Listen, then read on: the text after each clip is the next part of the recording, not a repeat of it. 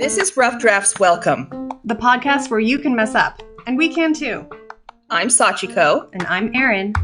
And together with the editors at Salt and Sage Books, we're changing the face of storytelling, one rough draft at a time. We're glad you're here. Let's get started.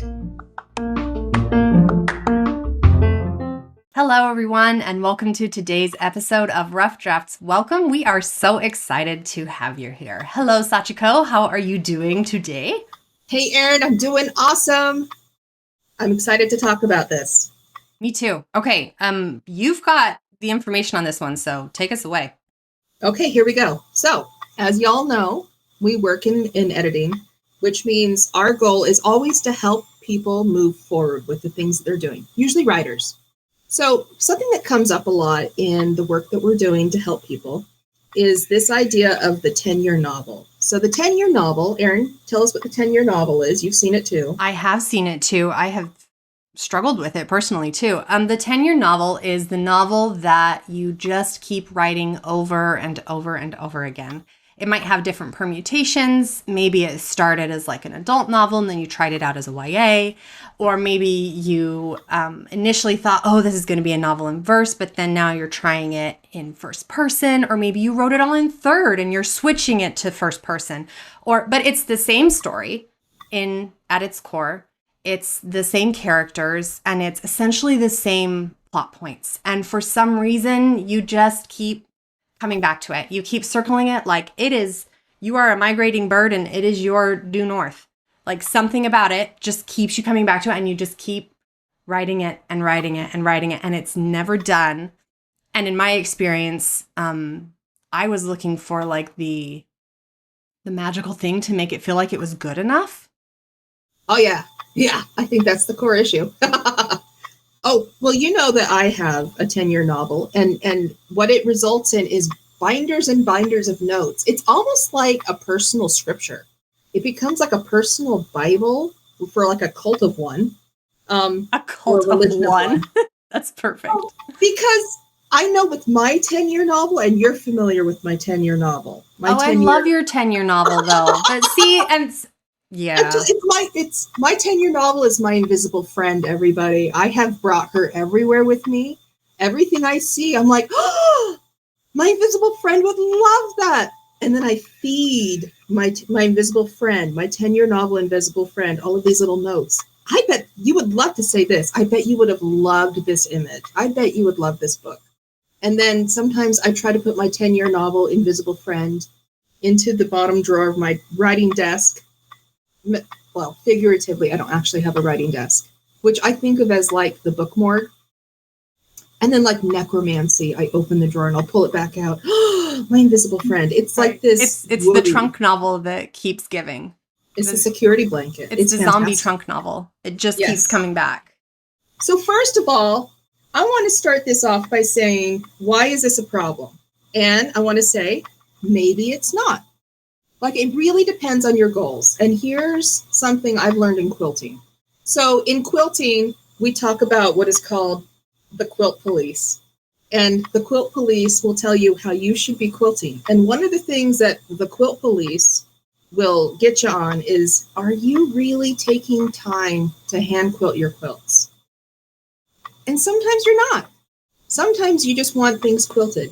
So we have two different terms in quilting, and one is a process quilter, and the other one is a product quilter. Oh, it's like pantser and plotter.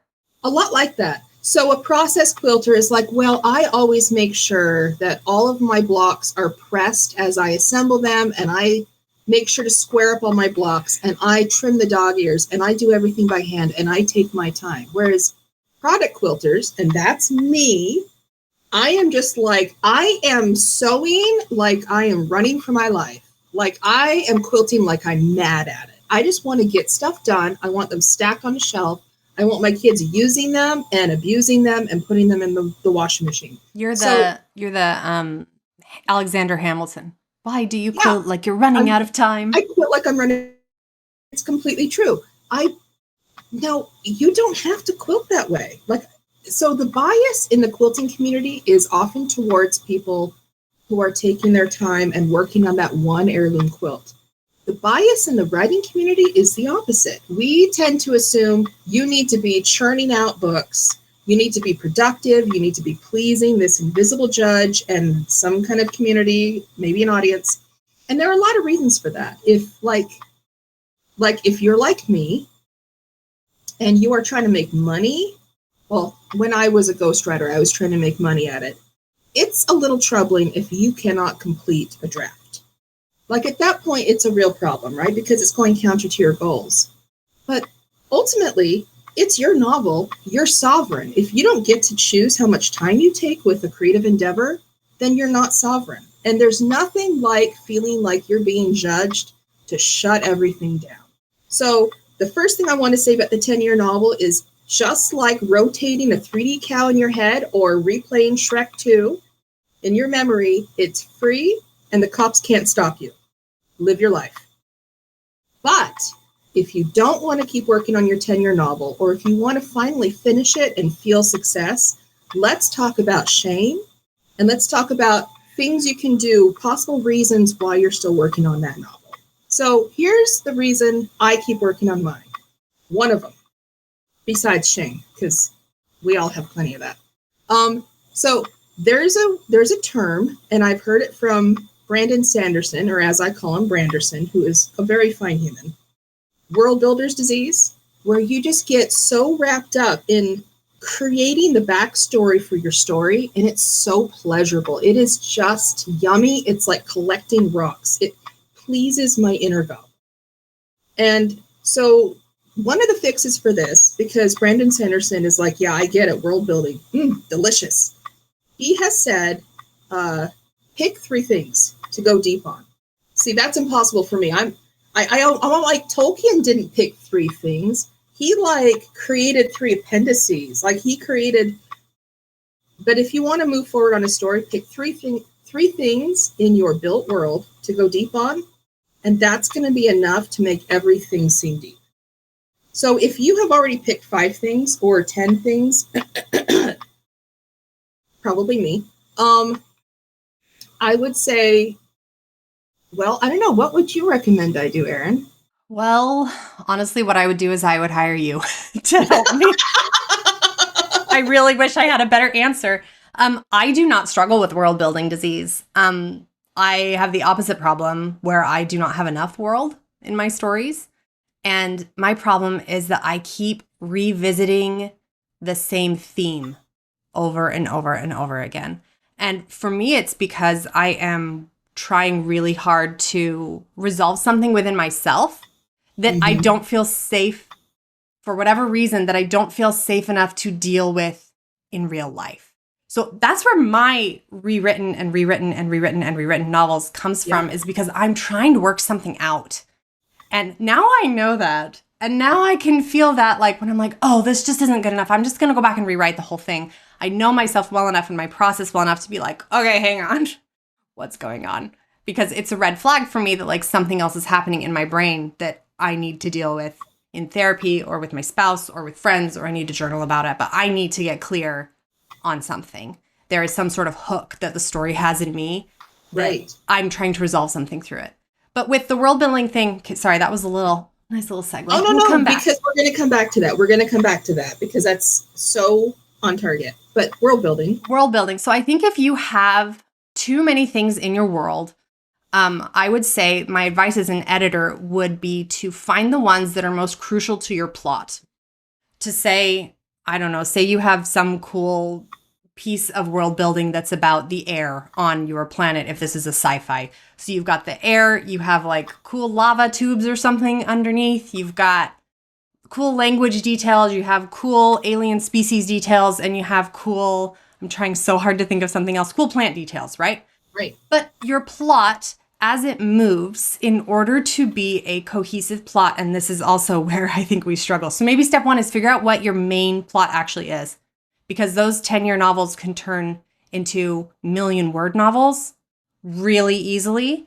And here's how to figure out what your plot is or should be. And this is what I think you're talking about. Hi, I'm interrupting. Moo. Go. like, what is the story supposed to be saying for you? Like, what is the thing? Because if we were resistant to having to admit, this story is about my feeling of fear of failure. This story is about my ambivalent feelings about God. This story is about, I mean, we're going to have to get real to find out what is the theme I have already put into this story that I'm not ready to bring to the logical conclusion. And it is always there. I think that's something that I think new writers, took me a long time to realize that I was writing to theme before I even had any concept of what theme was. Right. Like, it's there. I can promise you, if you are writing a story, there is a theme in it, because we don't tell stories as humans for fun. Stories have like an evolutionary purpose that is built into our brains and bodies and bones. You are telling a story for a reason. So if you're not sure what that reason is, I mean, this is where I would go to my critique partner and I'd be like, I'm having the hardest time finding the theme here. Help a girl out. Can you tell me what you're seeing? Yeah. I mean, you kind of need to do a little bit of story therapy. Like, because if you've worked on a 10-year novel, you right now have an incredible emotional spreadsheet. Okay, you've got a timeline of something that has been important to you for a long time. And somebody else is probably going to be able to bring a fresh set of eyes and see what it is that you are really talking about. And that will give you the opportunity to go, okay, I guess I am going to talk about that. Or, wow, okay, I'm going to put that away until I can resolve that personally and work on something that feels maybe a little less emotionally charged or a different kind of emotionally charged. Because if you're like me, you're going to get intense about everything. Same. Yeah. So 2 thoughts on that. Pema Chodron, who is a Buddhist nun, she talks about how when we are trying to escape from things and find refuge so that we don't have to deal or sit with uncomfortable feelings, which could be why somebody is still working on the same novel. It's one of the possible reasons. She says it's really helpful to break through that block and get unstuck just by saying, I'm taking refuge in this. I am taking refuge in Cheetos and Netflix. I am taking refuge in doom scrolling Instagram. I'm taking refuge in writing this story about something I don't want to think about or feel about. I think that what a beautiful way to approach it. Are we shocked that Pema had great ideas? No, we are not. I think you've hit upon something that's really crucial. I was just thinking about the people who I have workshopped these sorts of books with. They will often say things like, well, I got halfway through writing the first book and there was just still so much more that I wanted to explore. So I decided I would turn it into a trilogy. And then I got to word like 280,000 and then was like, oh, this maybe is 4 books. Maybe it's 5 books. Maybe it's 6 books. And that's not a bad thing.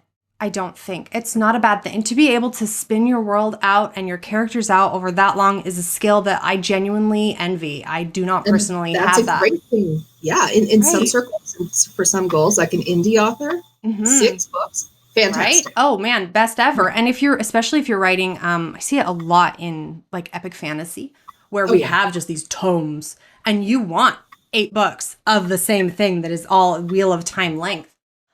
But what I have found when I'm talking with those authors and I'm making suggestions for how they can move forward, we hit this moment every single time where they feel really crestfallen.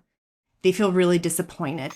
And I think, tell me if I'm wrong here, but my theory is that these writers want so badly to be told that their effort is good enough. Oh gosh, yes. And they need it to be seen, especially the more we're investing in the book. Like, I've already spent 10 years in this. I need to know I didn't waste it. Nobody wants to be wasting the sunk cost of it is horrible. And guys, let me just clear that up for you right now. For those of you clutching your chests, the way I have before, you did not waste any time. There's no wasted time. You're learning from everything. Everything's valuable. If that book never gets published, or like many other people's trunk novels in the past, like Wide Sargasso Sea was one of them, at some point you're going to hit some internal readiness point. You're going to move forward, and it's going to be amazing. I mean, I've done that. I've done that with one of my trunk novels. It was literally the first novel that I ever actually finished, and I wrote it way back like I was early 20s when I wrote it. And it has been in the last 3 years. Suddenly I was like, oh, I know what needs to happen with that book to suddenly make it like really good. And I self-published that one. And it has been a very healing process to go back to those trunk novels. So I agree with you. There is no such thing as a waste. Even if you don't reuse it, you still learned so much. And if nothing else, it's very validating to go back and look at your first draft and then look at what you're writing now and be like, oh, I've grown. Like in the same way that you hang up your kids' art on the fridge. It's amazing to be like, look where you were at age 3, look where you are now at age 13. The passage of time, especially time spent regularly on anything, is going to show you change. And I don't even want to say improvement, but it is going to show you how you've shifted. So even if you only are doing this as like eventually 10 years away from now, me is going to look at this and be like, wow, what a sweet baby author who just really didn't know what she didn't know. I think that has value in and of itself to just be able to look back. I mean, honestly, anything that lets us just relax a little bit and let things be not what we hoped that they would be. I think once we do that, in my experience, I'm only then am I able to start seeing here's what it could become. So that's when it would be useful to hire somebody or get somebody with a fresh pair of eyes, whether it's a critique partner, getting an alpha reader that you trust, a developmental editor, somebody who can come in and go, you know what, here's the potential I see in here. Here's what you're doing right. I think it's crucial too to be aware of your own emotional state around the piece. Because if you come in feeling like this is the most important thing you've ever written, and that might be true. It might be true, but there is a reason that so many authors have, I let the book rest for 3 months, for 6 months, for whatever, before I go back and edit it. It's because that emotional attachment that we have to it is so intense that you cannot have the distance that is necessary for you to be able to see the piece objectively and be able to understand, okay, this is what needs to happen. So if I were feeling deeply attached to, I'll just give an example from one of my recent things. A story that I'm working on right now is actually a rewrite of a rewrite of a rewrite of a rewrite. And I feel like I finally understand the story, but it has taken me this long. But this new version, because I feel like something clicked and I was like, oh my gosh, I suddenly understand what I have been trying to write this whole time. I get it all of a sudden. I now feel so emotionally invested and deeply worried about this piece because I feel like I am putting myself and my feelings on the page in a way that I have been trying to do but was unable to do because I did not feel safe enough within myself to be able to say those things out loud yet. So when I go to my critique partner with these chapters, I warn her in advance. I'm like, I am so tender about this right now. I need you to treat me like I am a teeny tiny baby chick. Okay? Like this book is a little baby chicken and I'm handing it to you and being like, and I need you to scoop up the chicken and be like, oh my gosh, it's a baby. Yes. Fine. But if you need that, if you need someone to tell you, oh baby, do not tell someone, hit me with your red ink. Don't do that. It will destroy you. Don't. I love you so much. We need to put this like as an optional scripted paragraph that people can copy paste from our blog and be like, here's what to give your critique partner when you're feeling just like a little newborn chick. Please, I just need you to say, baby. We can make a gif of my face. Baby.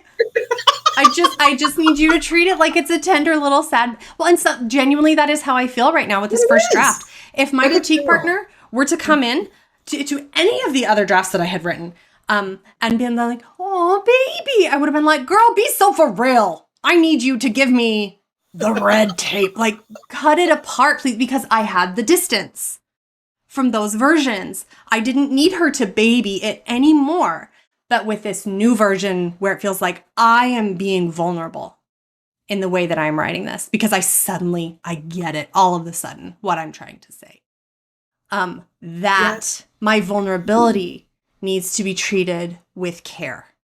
Yes. And until I am ready to not be vulnerable about the piece, I know myself well enough to know if she was critical of it, even though I know she loves me and I trust her opinions so much, if she was critical about it, I would shut down so hard.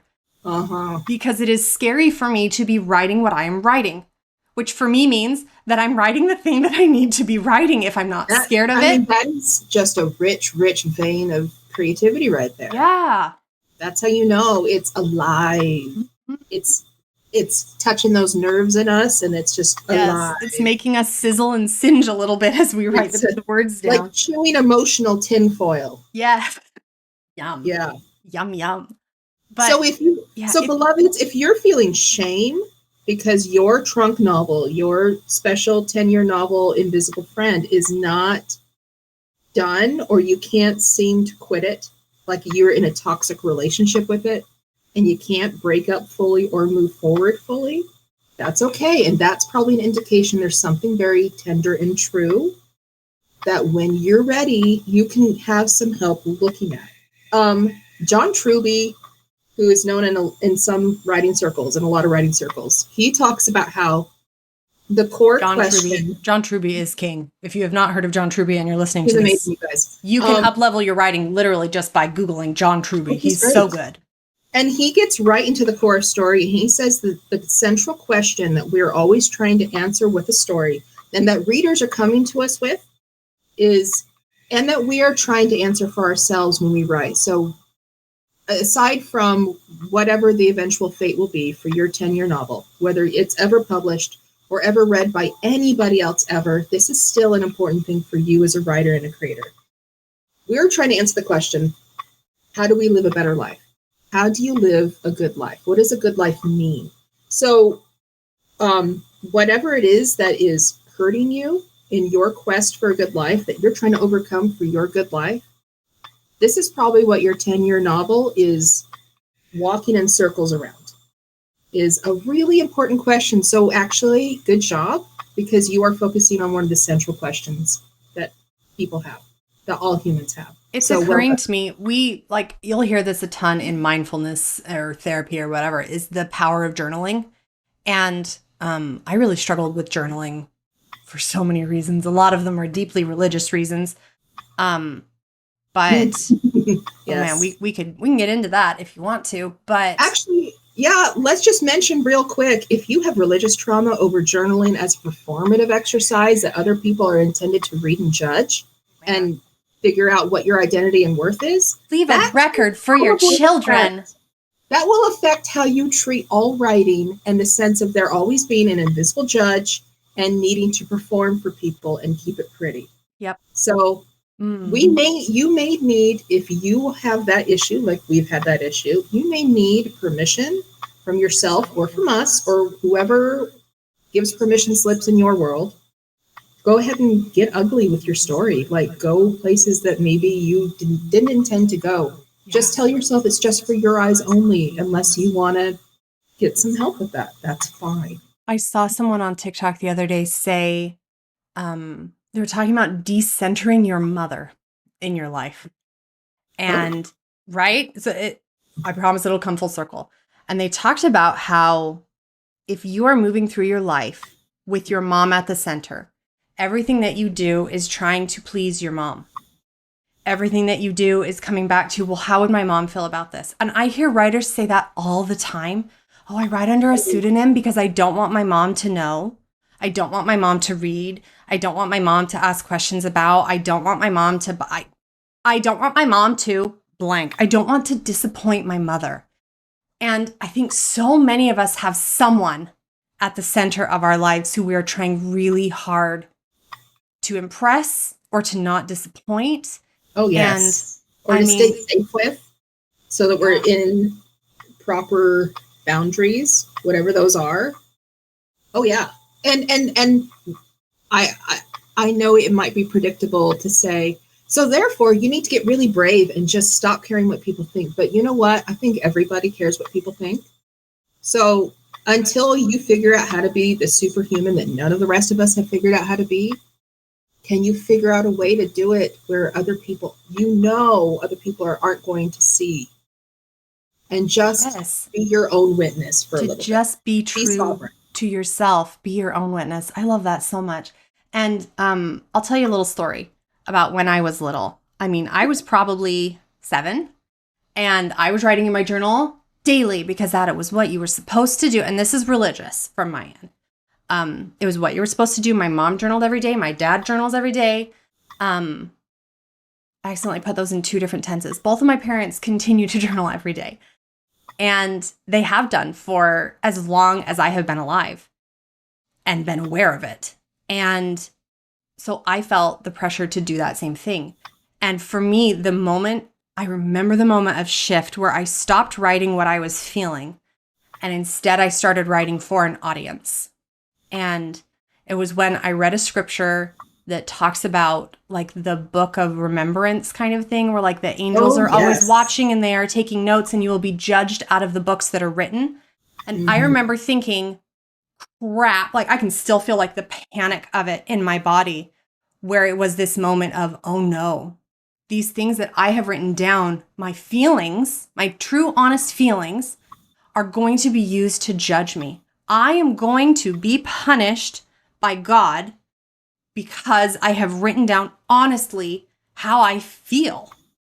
And that has been such a heavy weight on me through every writing that I have done. I really think it's actually only with this piece that I'm writing right now, because part of the reason it scares me so much to write is that I know people are not going to like it. The people who I have tried to impress my whole life are going to be very offended by this story that I'm writing. But this story is also true to me. And so it hits that sensation inside of me where it's like, I am writing what is true for me. That's the core human fear. Yeah. Oh my gosh. Am I going to belong? If I show up honestly and I tell people honestly how I feel, I am going to be rejected. Right. And that's terrifying. It's horrible. And it is, I don't like using the word paralyzing because it has, it's a medical term. I think it should stay as a medical term, but it puts me into a freeze state. Let's say that's a better way to put it. It sets my nervous system to frozen, where I feel like I cannot move. And you love to be productive. And so that is super frustrating. It's exquisitely painful to be like, I know what happens next in this book. I just need to write it. But I can't. Haven't we all been there? Like when we're stuck on the couch and we're like, I know I need to get up and shower. I know it's time for me to get up and do the dishes. Why am I still stuck here? It's hard to be stuck. So if it's not that you have a deep unmet need, or it's not only that you have a deep unmet need, and you're saying, okay, well, what now? Okay, so here's some practical ideas that you can use. Poke around the edges, see if you can get the pump primed, and just get moving on this. You do not have to give up your 10-year novel at all. Please keep it. That's your baby. Gestate it as long as you like. But if you want to keep moving forward, here's some ideas. Just some thoughts. Okay, one thought is, we learn every time we write something, every time we finish a draft, we have leveled up. So it's not every time you finish a 70,000 word draft or a good draft. You can do shitty little drafts. You're going to learn something just by writing something through to the end. So if you can write something that you know that you intend to be stupid, just write something stupid. If even that feels too much, not even a novella or a short story, how about try this? Just to get something moving, if you're feeling very well and truly blocked because of this giant juggernaut of an invisible friend sitting on your brain, write a blurb. Blurbs are it's like a story in miniature. It's got to be, you're able to evaluate how tight the story is. You can see what works and what doesn't. It's going to train you to be able to see what is working and what isn't working. What can I shift? But it's so small that you're going to be able to write start to finish. You can make 10 blurbs, 30 blurbs, whatever. Set yourself a goal. They don't have to be good. It's just a practice. But it's a practice that can get your mind moving into start to finish, what works, what doesn't. And then at some point, you're going to be able to, if you want to bring that to bear on your invisible friend and ask your invisible friend if they want to move into an apartment of their own someday, or if they want to keep living with you in their special drawer, cool. I hope that does help. developmental editor, if you want to hire a developmental editor, somebody like me, get somebody who's going to treat you with the kind of treatment that you want, whether it's soft little baby chick or bring on the red ink. I'm inclined to say soft little baby chick if you are not sure. Yes. But somebody who can see clearly what is going on, because you've already brought something into your story. There is something important in that story. You wouldn't be circling around it if it weren't really valuable. Yes. There's some kind of treasure. Yes. I think the first thing is to agree within yourself that what you have written is important.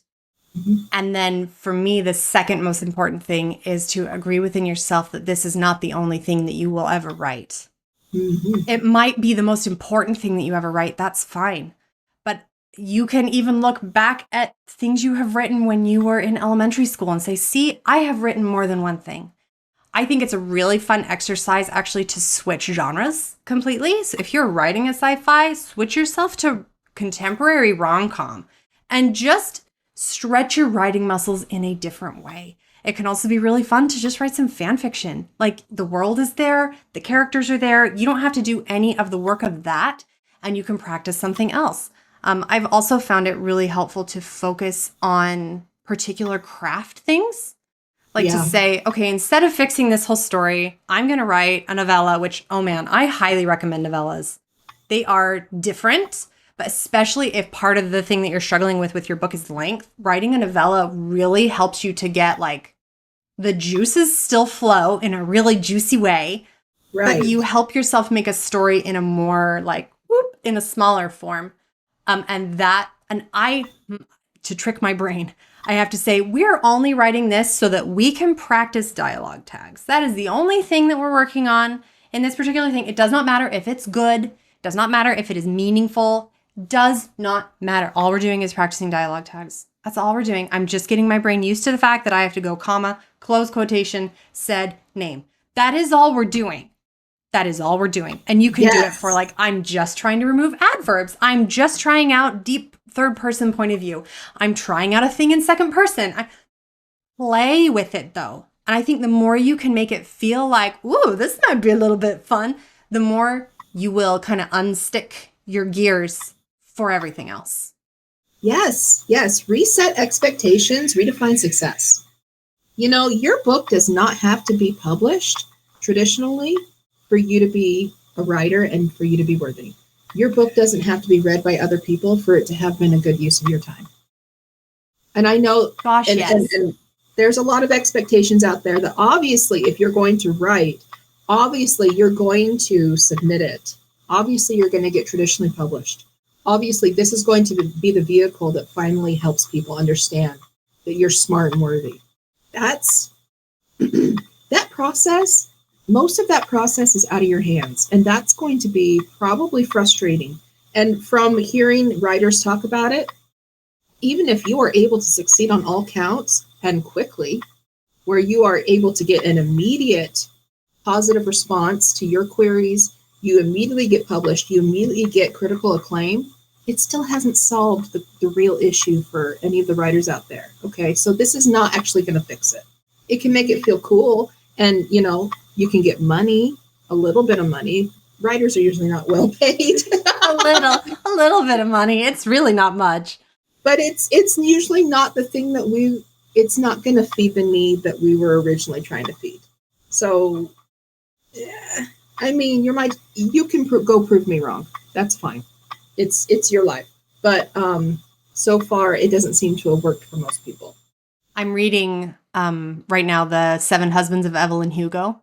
Oh, yeah. And I'm not even halfway through. My goodness, it is a well-executed book. Like the way it is plotted, I'm impressed.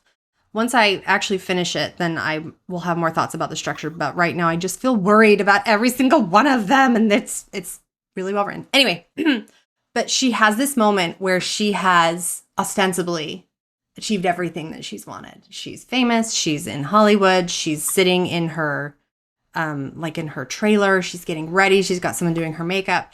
And she says something like, I was so foolish at 16 thinking that if I could just be sitting in a movie trailer on a movie set and be well known and be beautiful, that I would have no problems, but the problems have followed me.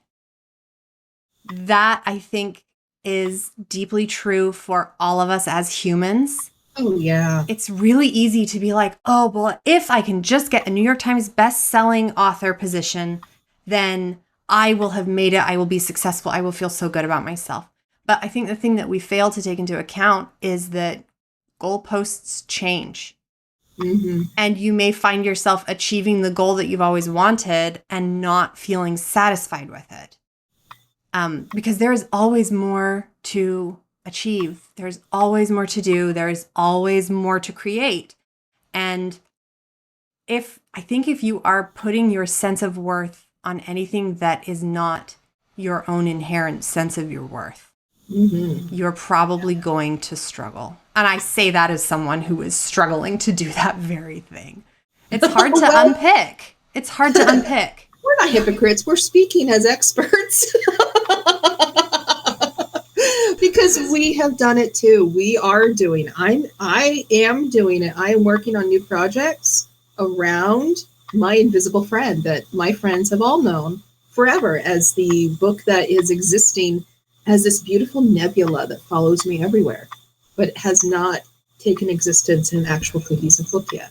What a gorgeous way to think about it too. That it's a beautiful nebula. I think that's lovely. Well, and I've seen you even. I think that you can't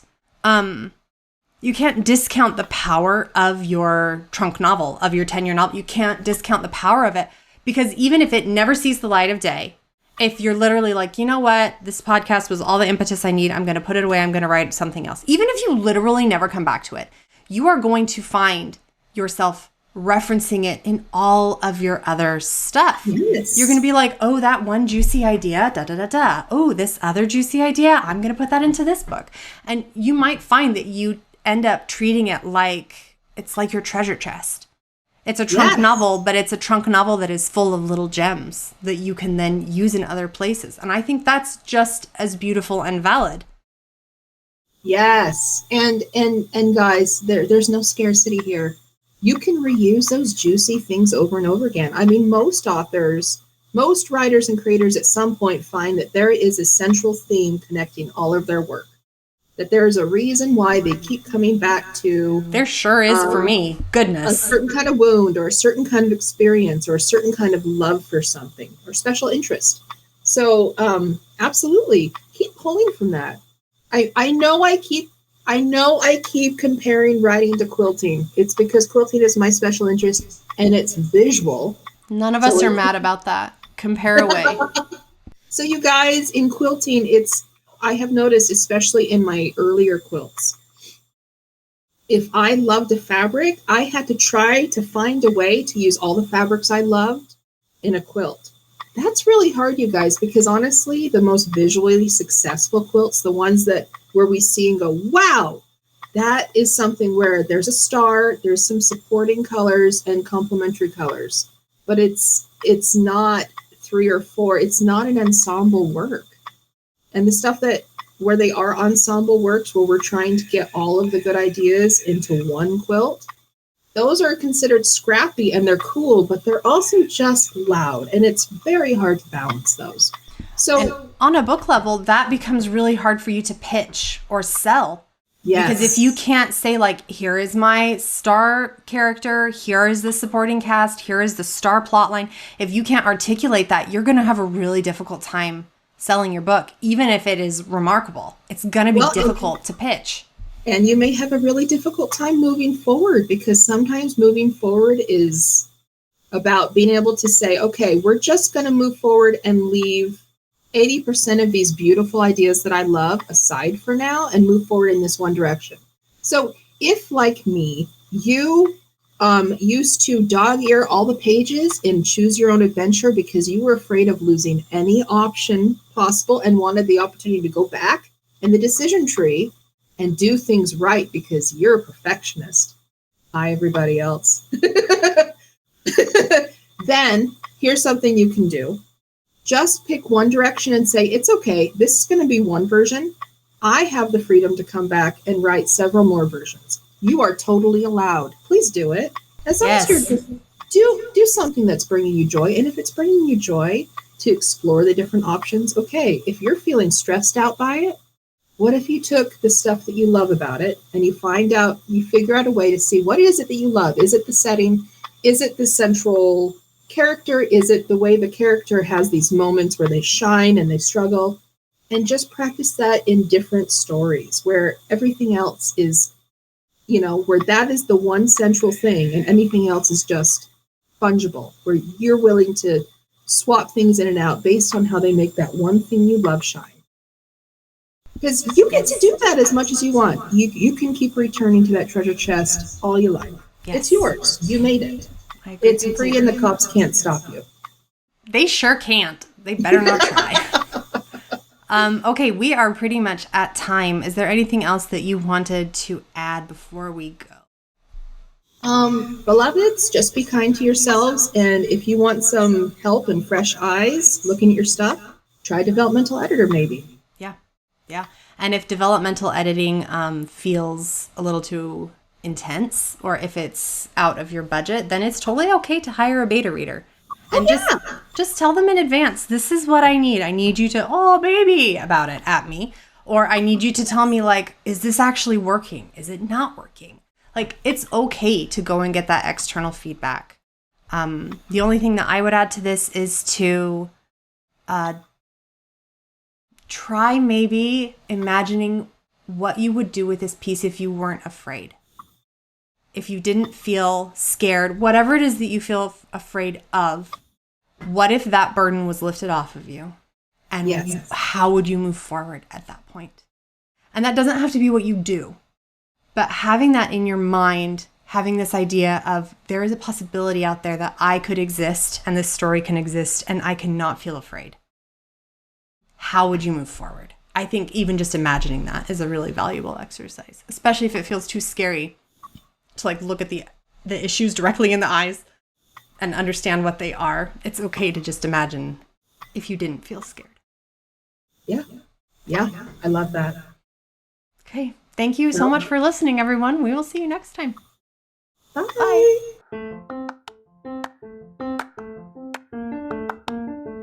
This has been Rough Drafts Welcome. Thank you so much for listening. Got any questions? We would love to hear them. Got a complaint? We'll hear it too. Yep. Leave us a 5-star review. Pretty please. And thank you. And if you want to book with Salt and Sage Books or learn anything else about what we do, or if you want to work with us or take our courses or blah, blah, blah, blah, you can find us at www.saltandsagebooks.com. And we're all over social media too. We sure are. And we'll see you next time.